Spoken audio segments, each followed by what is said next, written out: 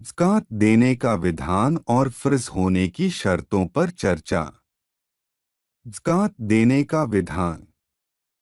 ज़कात शब्द का अर्थ है पवित्रता या वृद्धि होना। इस्लामी शरीयत की शब्दावली में विशिष्ट शर्तों के साथ हकदार व्यक्ति को विशिष्ट संपत्ति का मालिक बना देना ही ज़कात कहलाता है। ज़कात इस्लाम का एक महत्वपूर्ण स्तंभ, रुकन या फ़र्ज़ कर्तव्य है। यह ज़रूरतमंदों और वंचितों के लिए खर्च किया जाता है। इसके द्वारा गरीबों और अमीरों के बीच भाईचारे और सौहार्द का बंधन मजबूत होता है। अल कुरान में अल्लाह ताला ने नमाज अदा करने के साथ साथ ज़कात अदा करने का उल्लेख किया है।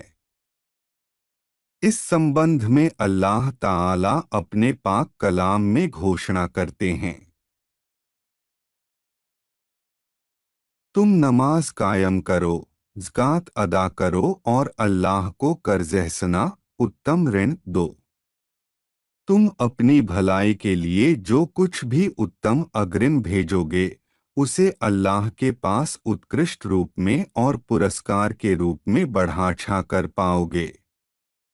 सूरह अल मुज़म्मिल। अल्लाह ताला अन्यत्र कहते हैं, जो लोग सोना और चांदी जमा करते हैं और उसे अल्लाह की राह में खर्च नहीं करते, उन्हें दर्दनाक अजाब सजा की खुशखबरी सुना दो। जिस दिन जहन्नम की आग में उसे तपाया जाएगा और उससे उनके माथे, पहलू और पीठ को दागा जाएगा। उस दिन कहा जाएगा, यह वही है जो तुम अपने लिए जमा करते थे। अब जो तुम जमा करते थे उसका स्वाद चखो। सूरह अत-तौबा। इस संबंध में रसूलुल्लाह सल्लल्लाहु अलैहि वसल्लम इरशाद फरमाते हैं, अल्लाह ने जिसे संपत्ति प्रदान की है और वह उसकी ज़कात अदा नहीं करता, कयामत के दिन उसकी संपत्ति को आंखों के ऊपर दो काले बिंदुओं वाले और गंजे सिर वाले एक भयानक और शक्तिशाली सांप का रूप दिया जाएगा। वह कयामत के दिन उसके गले का तोक, बेड़ी बन जाएगा।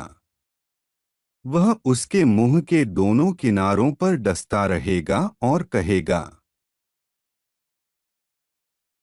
मैं तुम्हारा जमा किया हुआ धन हूँ, मैं तुम्हारी संपत्ति हूँ।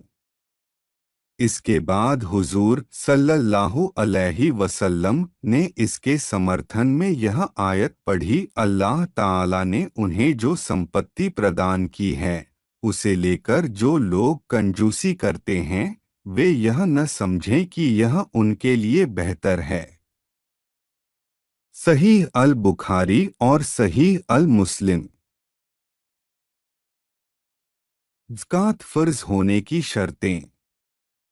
किसी व्यक्ति को ज़कात देने के लिए कुछ शर्तों का पालन करना होता है। निम्नलिखित शर्तें पूरी तरह से पाए जाने पर किसी व्यक्ति पर ज़कात अदा करना फ़र्ज़ होगा। एक, व्यक्ति का मुस्लिम होना।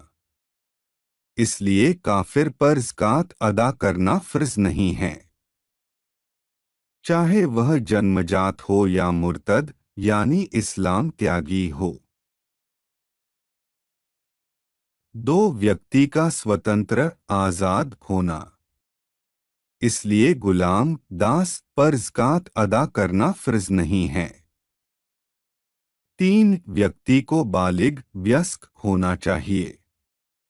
इसलिए नाबालिग अल्पवयस्क पर ज़कात अदा करना फ़र्ज़ नहीं है। चार, व्यक्ति को स्वस्थ मस्तिष्क का होना चाहिए। इसलिए पागल पर ज़कात अदा करना फ़र्ज़ नहीं है। पाँच, व्यक्ति को संपत्ति का पूर्ण मालिक होना चाहिए। पूर्ण स्वामित्व से तात्पर्य है कि संपत्ति व्यक्ति के अधिकार में होनी चाहिए और व्यक्ति को संपत्ति का मालिकाना हक होना चाहिए।